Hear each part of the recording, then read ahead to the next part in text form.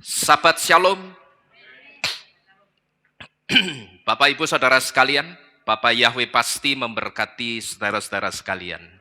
Haleluya. Baik, Bapak Ibu Saudara sekalian, pada malam hari ini kita akan kembali bersama-sama mendengarkan firman Elohim yang akan berbicara tentang bulan Av.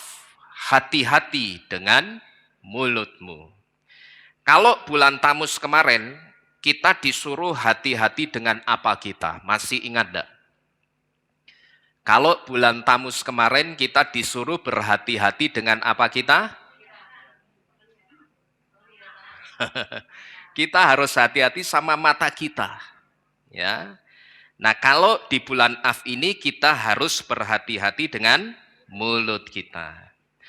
Nah, saudara-saudara sekalian, bulan Av itu akan menjadi bulan kelima dalam penanggalan Ibrani. Kalau kita melihat bulan Av itu dari kalender keagamaan Yahudi, di mana kalender keagamaan Yahudi itu dimulai dari bulan Nisan sebagai bulan pertamanya. Nah, tetapi bulan Av itu akan menjadi bulan yang ke-11 kalau kita melihat bulan Av itu dari kalender sipil Yahudi, di mana kalender sipil Yahudi itu dimulai dengan bulan Tisri sebagai bulan pertamanya.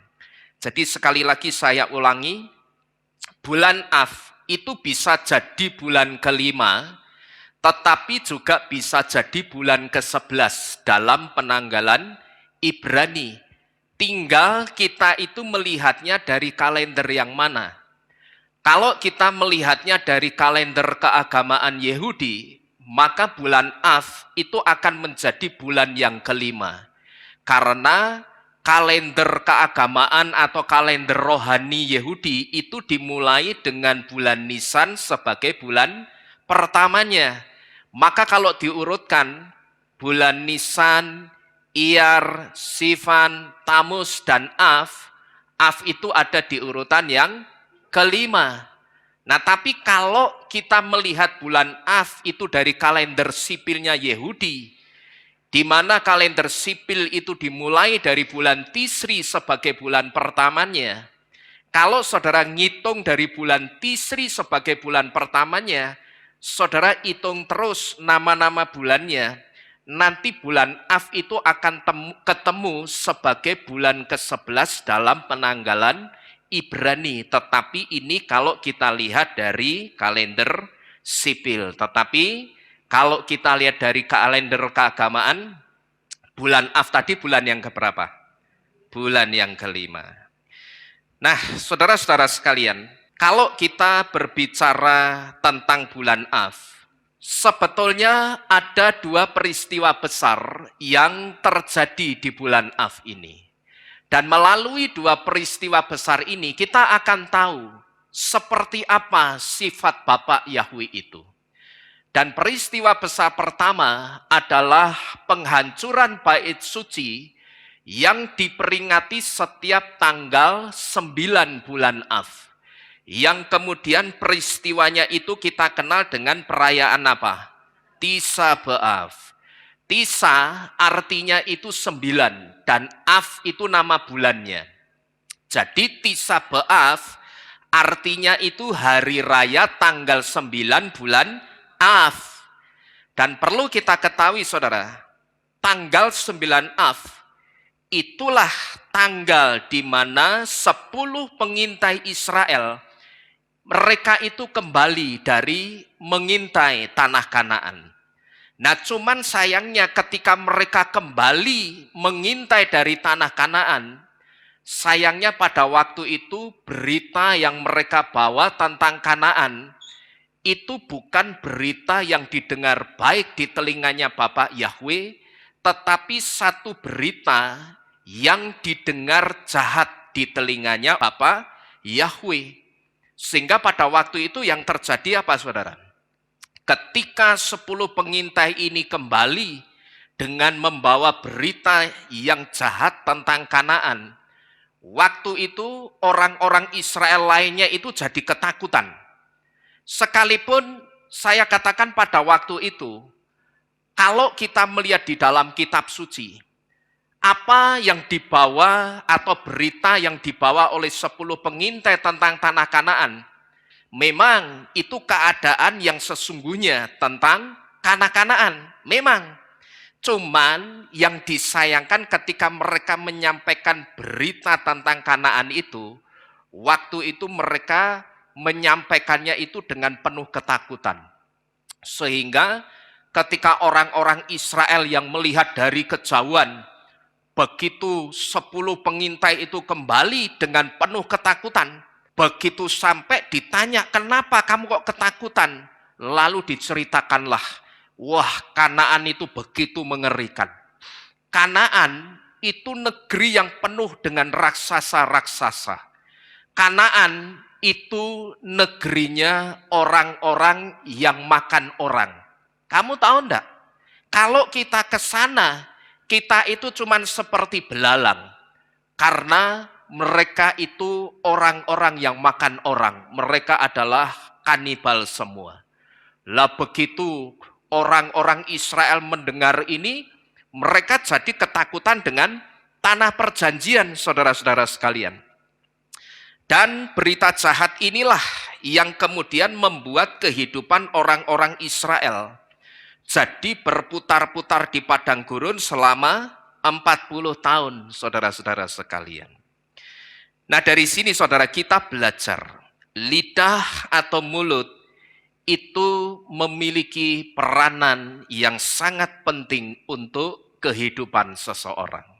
Dari sini kita bisa belajar, lidah atau mulut kita itu ternyata sekalipun lidah dan mulut itu satu di antara organ tubuh yang paling kecil, tetapi ternyata lidah dan mulut itu memiliki peranan yang sangat penting untuk kehidupan seseorang atau kehidupan kita.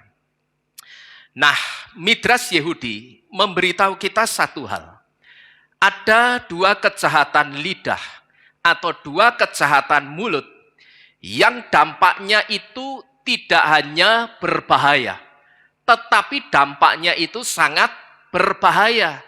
Baik itu berbahaya untuk kehidupan orang lain, maupun berbahaya untuk kehidupan orang yang mengucapkannya sendiri.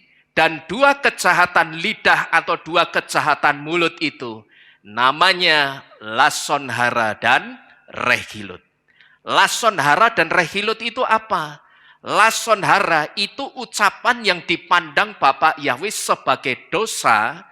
Karena apa? Karena di dalam ucapan itu ada kata-kata yang membicarakan keburukan orang lain atau bahkan memfitnah orang lain yang tidak melakukan apa-apa tetapi difitnah, dituduh melakukan kejahatan atau melakukan keburukan.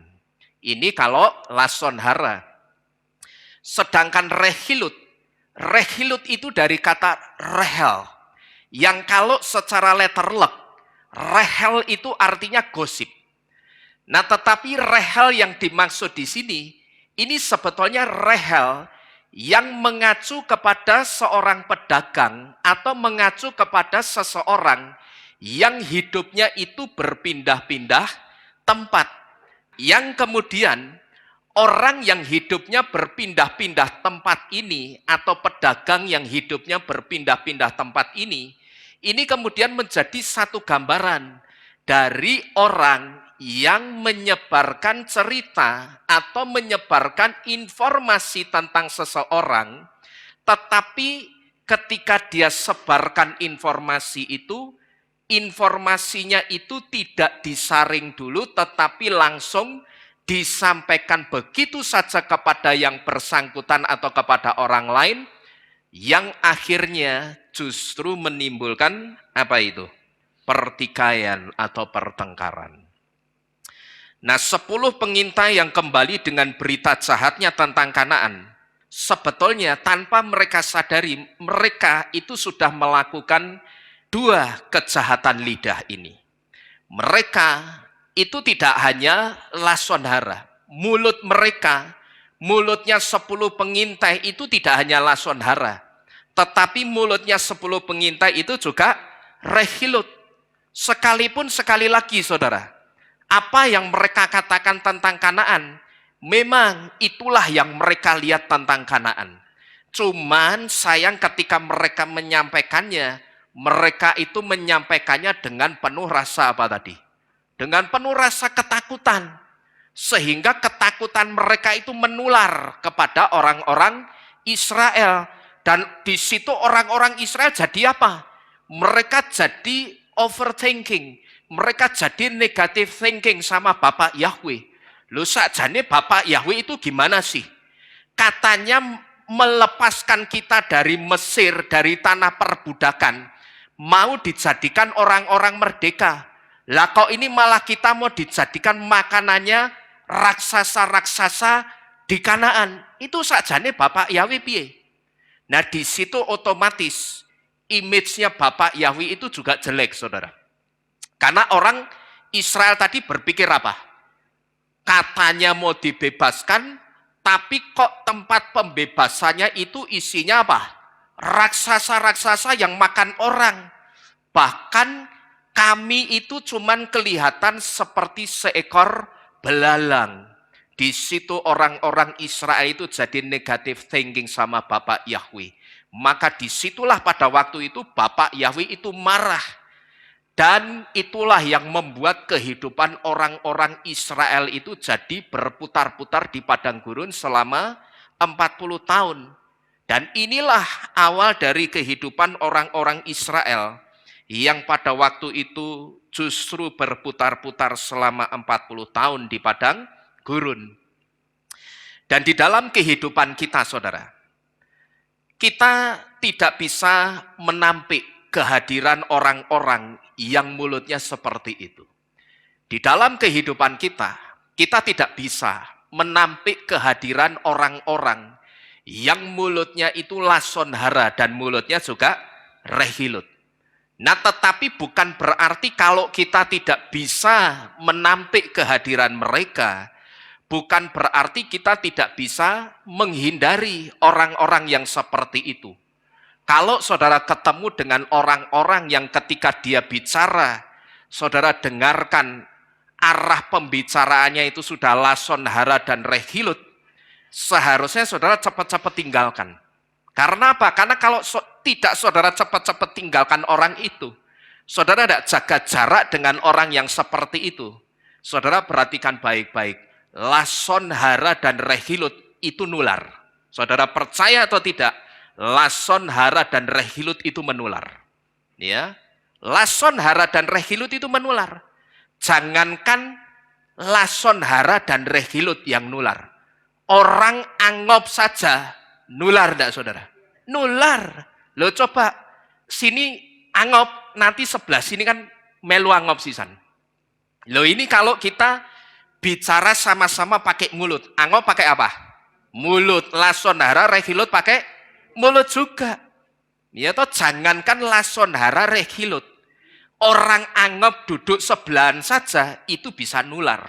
Apalagi saudara kumpuli orang-orang yang mulutnya suka lason hara dan rehilut, saudara mesti ketularan juga. Saudara percaya atau tidak, buktikan saja. Ya. Jadi seharusnya kalau kita ketemu orang-orang yang seperti itu jangan malah dijagongi. Ya kan, cuman kebanyakan orang seringkali yang terjadi apa? Apalagi kalau orang yang merasa satu nasib, sama-sama merasa menderita. Kedatangan orang yang menderita curhat, terus pas didengerin rumongso, wah podo aku ini. Akhirnya apa yang terjadi kira-kira? Yang pertama petan-petanan sih, ya toh? Petan-petanan bareng. Habis petan-petanan apa? Belum. Pangan-panganan tumo mesti. Loh bener gak? Ya toh kalau sudah dapat tumo, pas petan untuk tumo dikladusi biasanya. Bener? Lah iya. Baru setelah pangan-panganan tumo, sambat-sambatan. Nanti setelah sambat-sambatan apa? Kayak film India. Tangis-tangisan. Ya toh?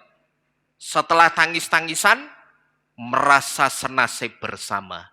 Tetapi saudara percaya atau tidak?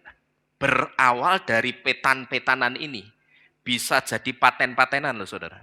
Loh, percaya atau tidak? Ini seolah-olah cuman seperti permainan kata. Petan-petanan jadi paten-patenan. Itu kan kayak bolak-balik kata saja. Kenapa kok petan-petanan bisa jadi paten-patenan? Kenapa? Karena ternyata rahasia atau unek-uneknya yang disampaikan pas sambatan petan-petanan tadi diumbar ke orang lain. Sehingga dia malu. Begitu malu dia jengkel, dia dendam, ketemu dibunuh saudara. Ini yang saya sebut petan-petanan bisa jadi apa tadi? Paten-patenan. Ya, jadi seharusnya kalau kita ketemu orang yang mulutnya lason hara atau rehilut ketika kita deteksi arahnya sudah ke situ. Kalau saudara bisa mencairkan orang itu ya cairkan. Tetapi kalau tidak bisa, saudara mesti cepat-cepat pergi. Saudara coba, saudara boleh. Mungkin ingin saudara mempertobatkan orang-orang yang mulutnya seperti itu. Tetapi pakailah satu filosofi. Kalau kita sedang ada di gunung es, ada dua kemungkinan yang bisa terjadi dengan diri kita. Yang pertama, kita mencairkan gunung es itu, atau yang kedua, kita akan ikut membeku bersama gunung es itu. Gitu loh.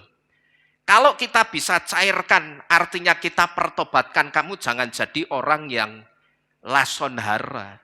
Jangan jadi orang yang rehilo, jangan jadi orang yang suka suudzon. Suka apa itu? Negative thinking sama orang lain. Nanti kamu sendiri yang rugi. Bertobatlah. Kalau bisa dipertobatkan, saya sebut saudara itu sedang mencairkan gunung es. Tapi kalau orang itu coba saudara pertobatkan dalam kurun waktu, tenggat waktu 6 bulan, setahun, tidak bisa. Ya saudara cepat-cepat pergi. Karena kalau saudara tidak pergi, berarti opsi kedua yang akan terjadi. Saudara justru akan apa? Membeku bersama gunung es itu. Saudara akan jadi orang yang suka lason hara dan rehilut juga, saudara-saudara sekalian. Ya, jadi di dalam kehidupan kita sehari-hari, kita memang tidak bisa menampik kehadiran orang-orang yang mulutnya seperti itu. Tetapi bukan berarti kalau kita tidak bisa menampik kehadiran mereka, bukan berarti kita tidak bisa menghindari orang-orang itu. Jangankan di kehidupan sehari-hari, di gereja itu juga ada orang-orang yang seperti itu pasti ada. Di gereja manapun, itu pasti ada orang-orang yang mulutnya lason hara dan mulutnya juga rehilut. Yang kalau saya pinjam bahasanya Pak Lukas, orang-orang yang mulutnya lason hara dan rehilut, sama Pak Lukas itu disebut tukang telepon gendong. Terus kalau saya pinjam bahasanya seseorang lagi, sama orang tersebut, orang yang mulutnya lason hara dan rehilut, itu disebut semut gatal, saudara. Ya, ada dulu pernah yang disebut tukang telepon gendong sama semut gatal. Pernah dulu teman saya gerejanya kemasukan orang ini. Terus teman saya ini ngomong, wah kayak gerejane kayak kelebonan semut gatal kayak.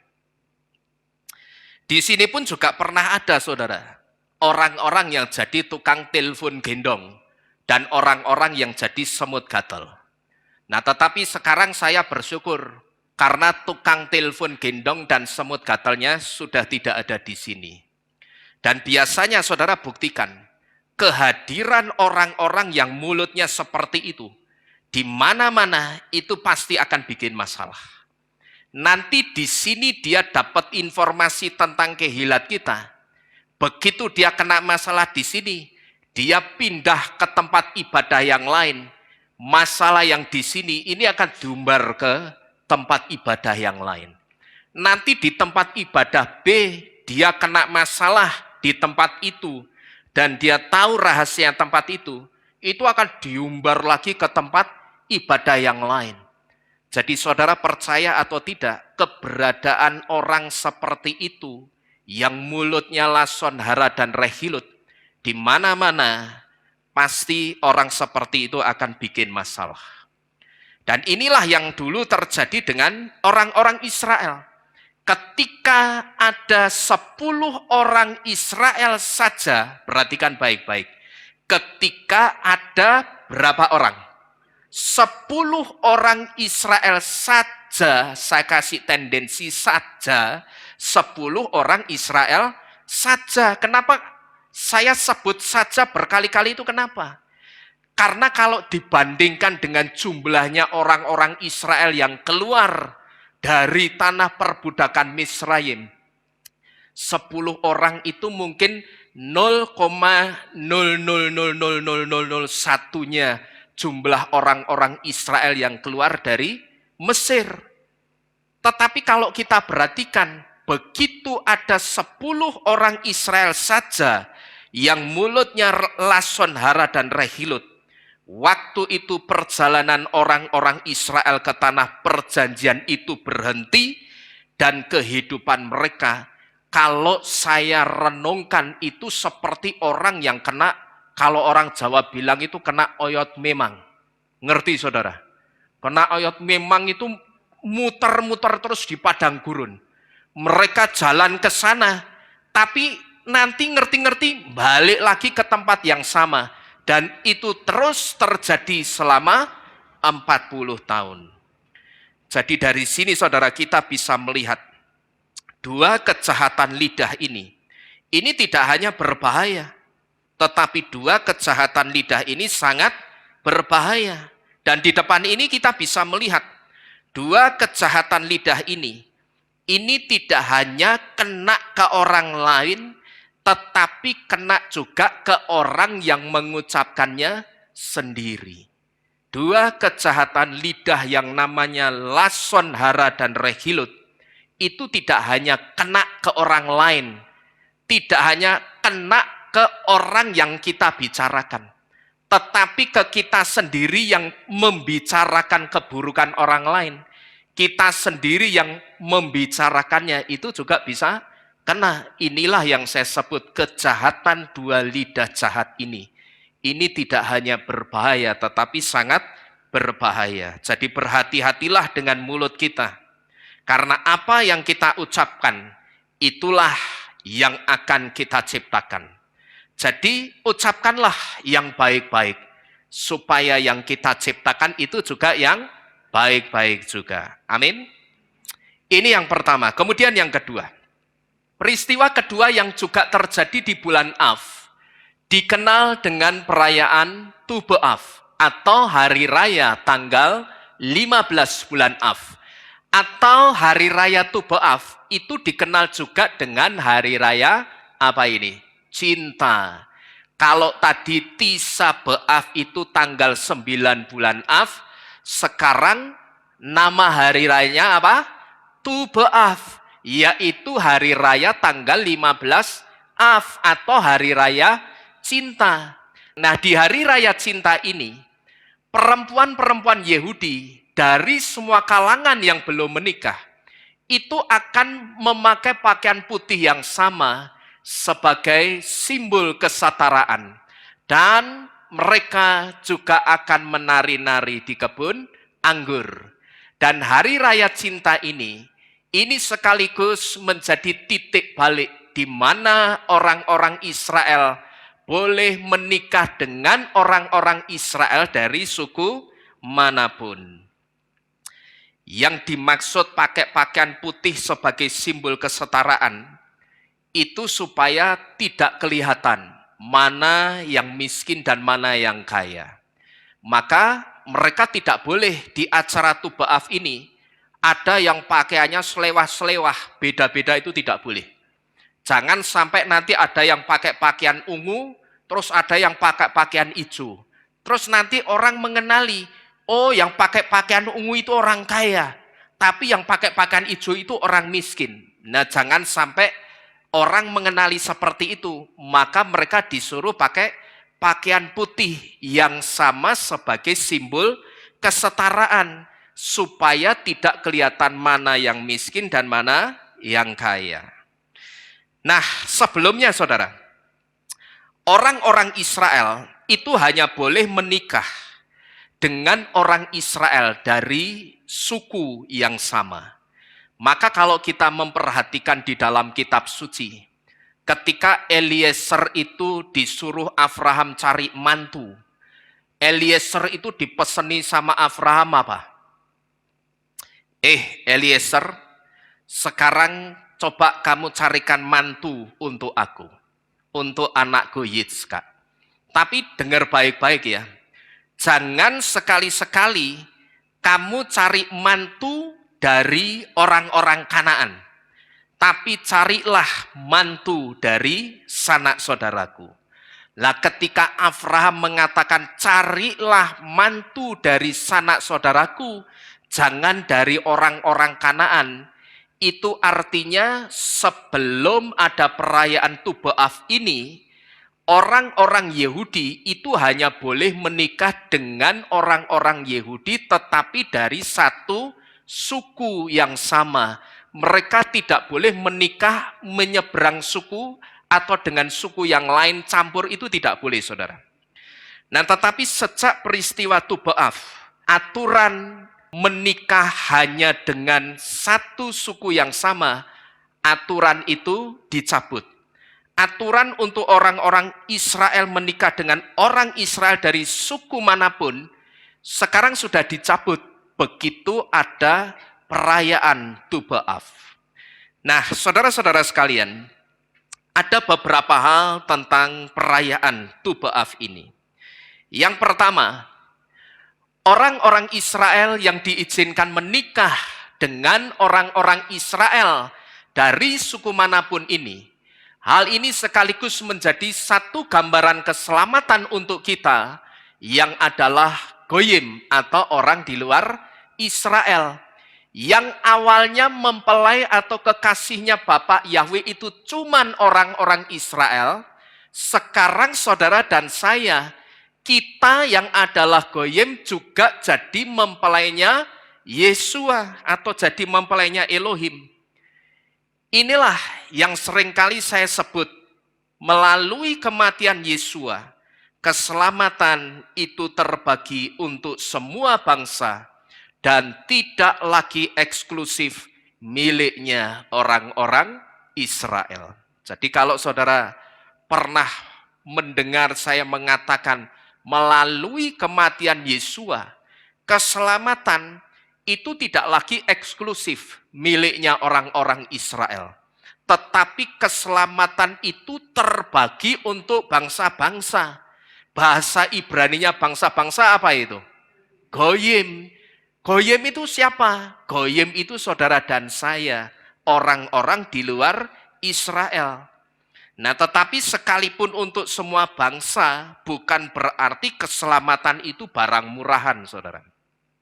Sekalipun dibagikan dan berlaku tidak hanya untuk orang Israel saja, tetapi untuk semua bangsa. Saudara jangan pernah berpikir, oh berarti keselamatan itu barang murahan. Tidak. Keselamatan jadi milik kita juga sekarang ini. Itu karena pada waktu itu, orang-orang Israel itu tidak mau menerima Yesua sebagai Tuhan dan Juru Selamatnya. Maka sama Bapak Yahweh, keselamatan itu dikasihkan ke goyim. Artinya Yesua yang adalah keselamatan. Yesua kan gelarnya apa? Yesua HaMasyiah. Artinya apa? Ada yang ingat? Yesua tempat keselamatan itu. Lah Yesua yang tempat keselamatan itu ditolak sama orang-orang Israel. Maka Yesua yang adalah keselamatan itu diberikan kepada bangsa-bangsa.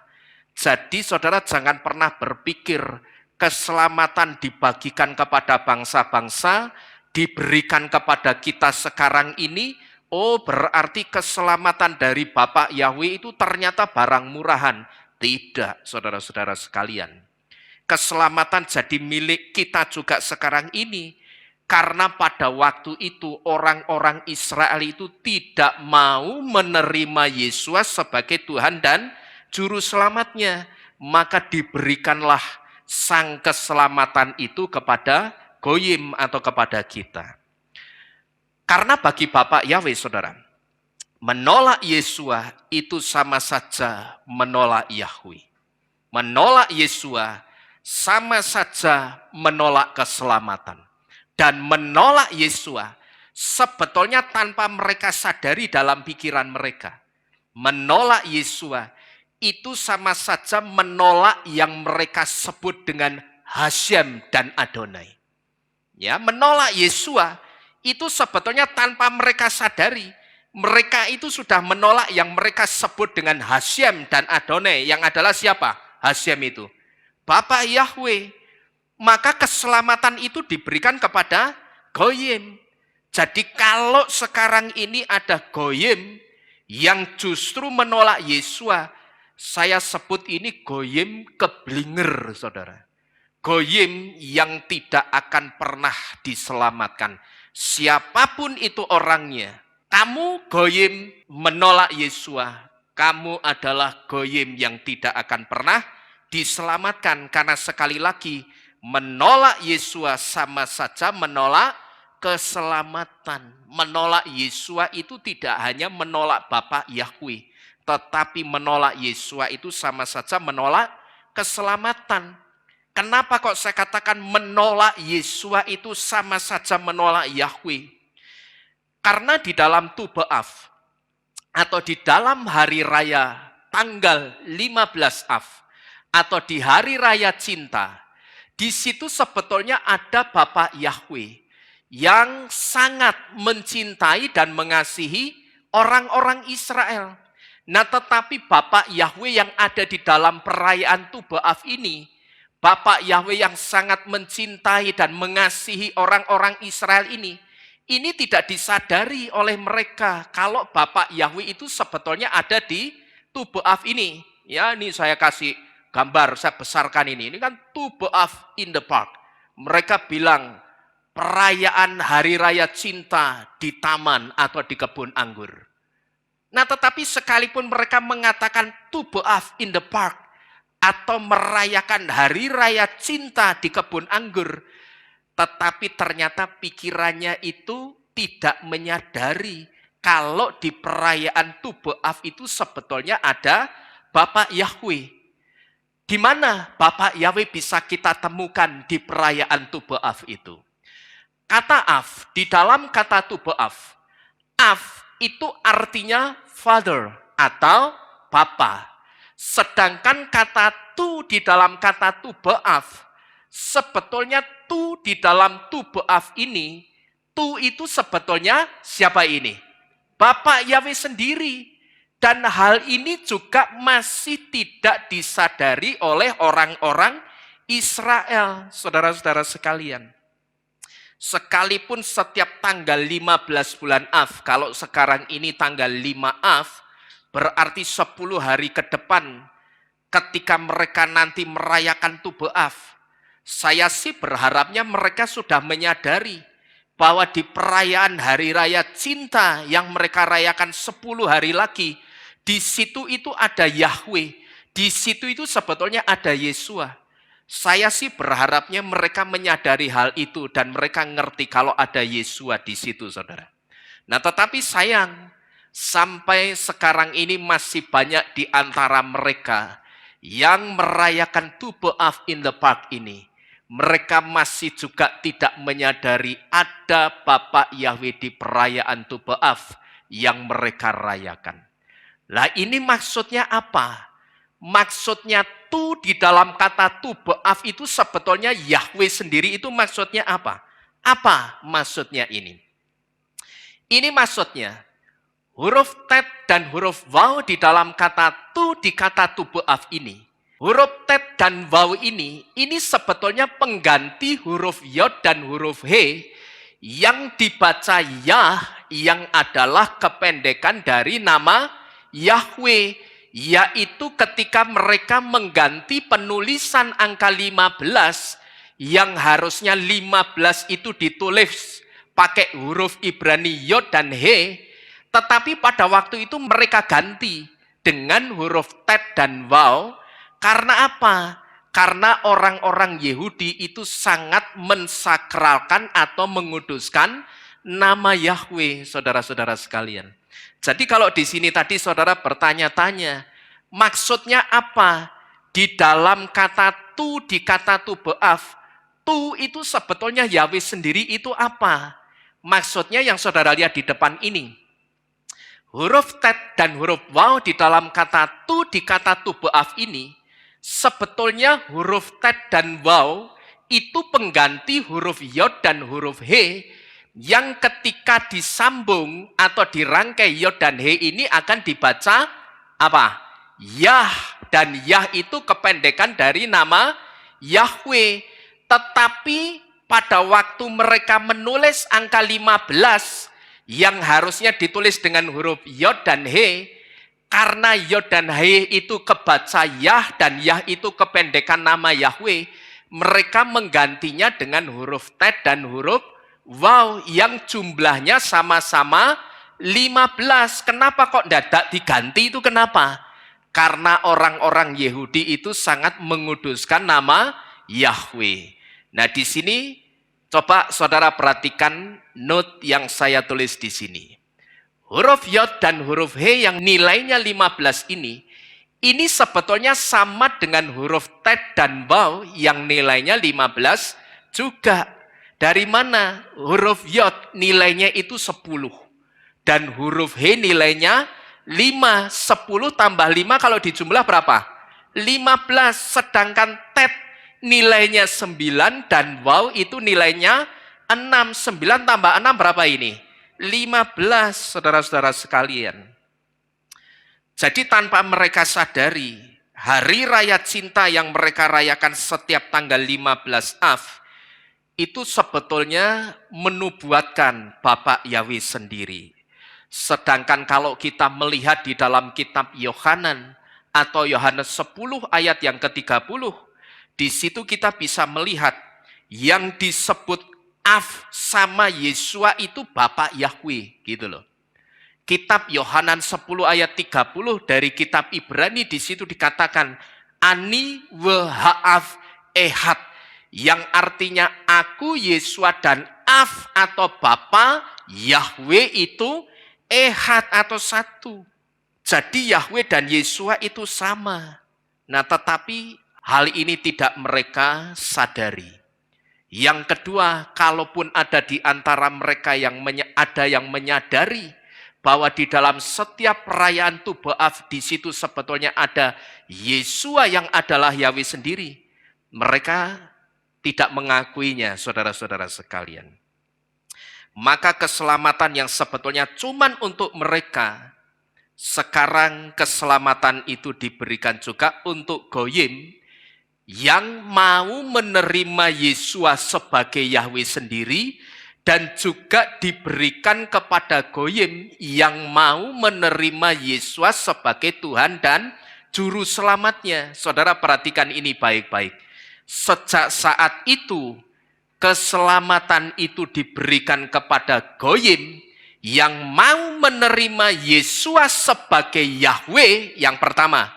Dan yang kedua, Goyim yang juga mau menerima Yesua sebagai Tuhan dan Juru Selamatnya.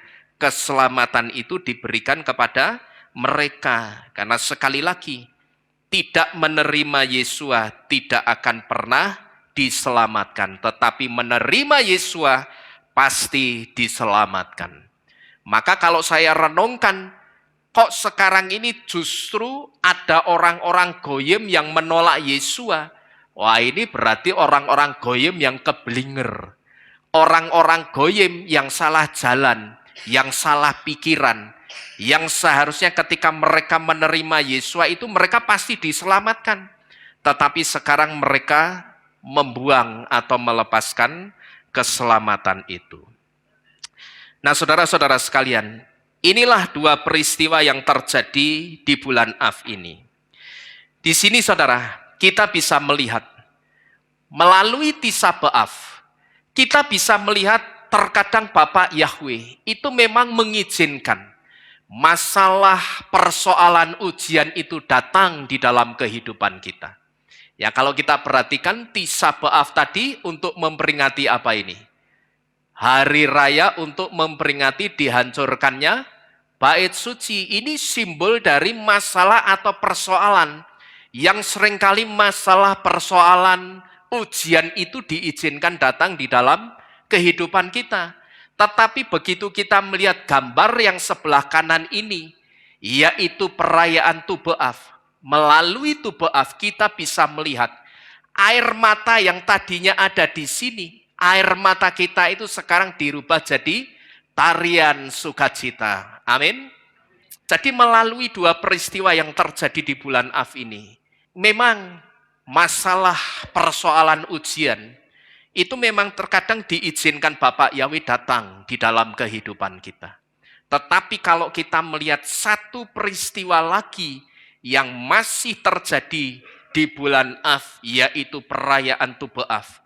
Di situ kita bisa melihat satu benang merah, di mana air mata yang ada di sini, yang ada di Tisha B'Av ini, yang menjadi simbol permasalahan persoalan, yang terkadang diizinkan Tuhan datang di dalam kehidupan kita.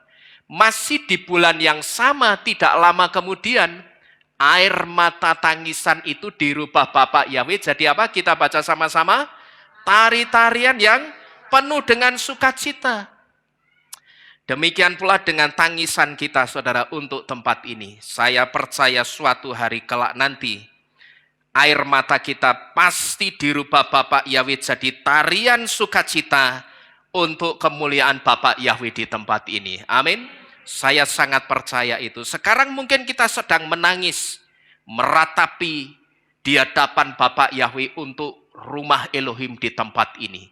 Tetapi suatu hari kelak, air mata kita untuk tempat ini pasti jadi tari-tarian sukacita, dan itu semua dikerjakan Bapak Yahweh dengan caranya yang sangat ajaib. Amin. Amin. Bapak Yahweh memberkati saudara-saudara sekalian dan tempat ini. Mari kita kembali bersama-sama menengadahkan tangan kita. Kita akan minta apa yang kita dengarkan ini dimeteraikan dengan baik-baik dan kuat di dalam kehidupan kita.